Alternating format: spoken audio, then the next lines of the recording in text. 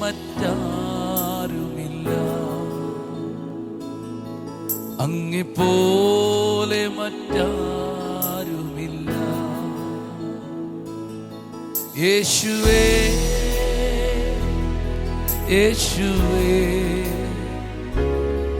അങ്ങെപ്പോലെ മറ്റാരുമില്ല. യേശുവേ യേശുവേ,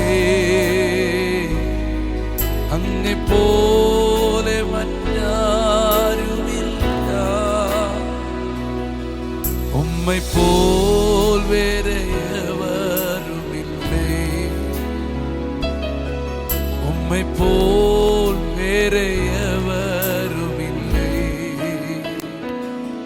യേശപ്പാ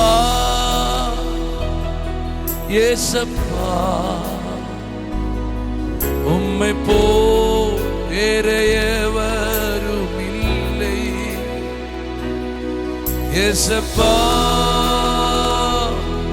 യേശപ്പാ, ഉമ്മൈപ്പോൽ വേറെയവരുമില്ലേ. അങ്ങെപ്പോലെ മറ്റാരുമില്ല, അങ്ങെപ്പോലെ മറ്റാരുമില്ല. വോയിസ് ഓഫ് ലവിൽ എന്ന കർത്താവ് നിങ്ങൾക്ക് തരുന്ന വചനം ഏറ്റവും നല്ല വചനമാണ്. 12-ാം സങ്കീർത്തനത്തിൻ്റെ 5-ാമത്തെ വാക്യം നിങ്ങളൊന്ന് കേട്ടേ. അത് എളിയവരുടെ പീഡയും ദരിദ്രന്മാരുടെ ദീർഘാശ്വാസവും നിമിത്തം ഇപ്പോൾ ഞാൻ എഴുന്നേൽക്കും, രക്ഷയ്ക്കായി കാംക്ഷിക്കുന്നവനെ ഞാൻ അതിലാക്കും എന്ന് യഹോവ അരുളി ചെയ്യുന്നു. നമ്മുടെ ജീവിതത്തിലെ ചില പ്രശ്നങ്ങളൊന്നും ആരോടും പറയാൻ പറ്റത്തില്ല. അത് ഏറ്റവും അടുത്ത നമുക്ക് പ്രിയപ്പെട്ടവരോട് പോലും ചിലപ്പോൾ പറയാൻ പറ്റത്തില്ല. നമ്മളതെല്ലാം അകത്ത് ഒതുക്കിയിട്ട് അതൊരു ശ്വാസമായിട്ട്, ദീർഘശ്വാസമായിട്ട് നമ്മൾ ചിലപ്പോഴൊക്കെ ഇങ്ങനെ ചെയ്യാറുണ്ട്. കാരണം അത് പുറത്ത് പറഞ്ഞാൽ ആർക്കും മനസ്സിലാകത്തില്ല, ചിലപ്പോൾ അത് ബുദ്ധിമുട്ടുണ്ടാക്കും. പക്ഷേ ഇവിടെ ഒരു വാക്യം കണ്ടോ, നീ എളിയവൻ്റെ പീഡയും ദരിദ്രന്മാരുടെ ദീർഘശ്വാസം നിമിത്തം ഞാൻ എഴുന്നേൽക്കും എന്ന് പറഞ്ഞാൽ നമ്മുടെ കണ്ണുനീര് മാത്രമല്ല, നമ്മുടെ ശ്വാസത്തിനകത്ത വേദന പോലും അറിഞ്ഞ് എഴുന്നേൽക്കുന്നൊരു ദൈവമുണ്ട്. എന്നിട്ട് അടുത്ത വാക്ക്, രക്ഷയ്ക്കായി കാംക്ഷിക്കുന്നവരെ ഞാൻ അതിലാക്കും. വിടുവിക്കപ്പെടണമെന്നും രക്ഷപ്പെടണമെന്നൊക്കെ ആരെങ്കിലും ആഗ്രഹിക്കുന്നുണ്ടോ, ദൈവം അതിനകത്താക്കും. എന്നിട്ട് അടുത്ത വാക്ക് പറയണേ, യഹോവയുടെ വചനങ്ങൾ നിർമ്മല വചനങ്ങളാകുന്നു, അത് നിലത്ത് ഉലയിൽ ഉരുക്കി 7 പ്രാവശ്യം ശുദ്ധി ചെയ്ത വെള്ളി പോലെ തന്നെ. എന്ന് പറഞ്ഞാൽ അതിനകത്ത് അല്പം പോലും മാലിന്യമില്ല, കപടമില്ല, വേറെ ഒന്നുമില്ല. അത്ര പെർഫെക്റ്റ് ആണ് എന്ന് പറഞ്ഞാൽ ഈ വചനം അത്ര ഉറപ്പാണ്.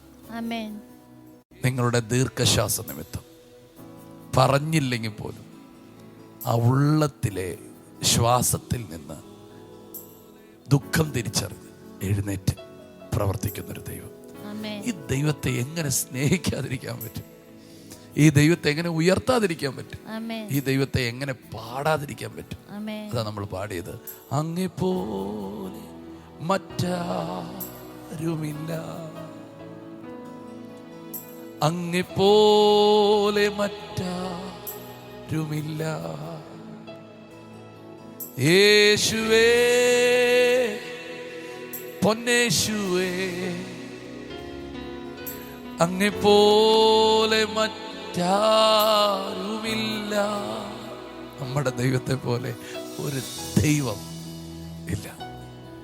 നിങ്ങളുടെ ഉള്ളിലെ ആ നൊമ്പരങ്ങൾ പോലും മണത്ത് അറിഞ്ഞ് ഇറങ്ങി വരുന്നൊരു ദൈവമുണ്ട്. സന്തോഷത്തോടായിരിക്കുക. ഞങ്ങൾ നിങ്ങൾക്ക് വേണ്ടി ഒന്ന് പ്രാർത്ഥിക്കും. യേശുവേ, ഇന്ന് രാവിലെ ഞങ്ങളെ കേൾപ്പിച്ച ഈ വലിയ ഉറപ്പുള്ള, സമാധാനം നൽകുന്ന, സന്തോഷം നൽകുന്ന, സ്വസ്ഥത നൽകുന്ന അങ്ങയുടെ ഈ വചനത്തിനായിട്ട് ഞങ്ങൾ നന്ദി പറയുന്നു. ഞങ്ങളുടെ ദീർഘശ്വാസങ്ങളെ പോലും അറിയുന്നവൻ, ഞങ്ങളുടെ ഉൾപൂവുകളെ അറിയുന്നവൻ, ഹല്ലേലൂയ, ഞങ്ങളുടെ ഉള്ളത്തിൻ്റെ ആഴങ്ങളിൽ കിടക്കുന്ന വേദനകളെ അറിയുന്നവൻ കർത്താവെ, അങ്ങ് ഞങ്ങൾക്ക് ആശ്വാസമായി, ഒരു അഭയമായി, ഒരു കർത്താവെ ശരണമായി അങ്ങ് ഉള്ളതിന് നന്ദി പറയുന്നു. കർത്താവെ, അങ്ങയുടെ ഈ വചനങ്ങൾ കർത്താവ് ഉറപ്പുള്ളതും നിർമ്മലമായതും ശ്രേഷ്ഠമായതുമായതിന് നന്ദി പറയും.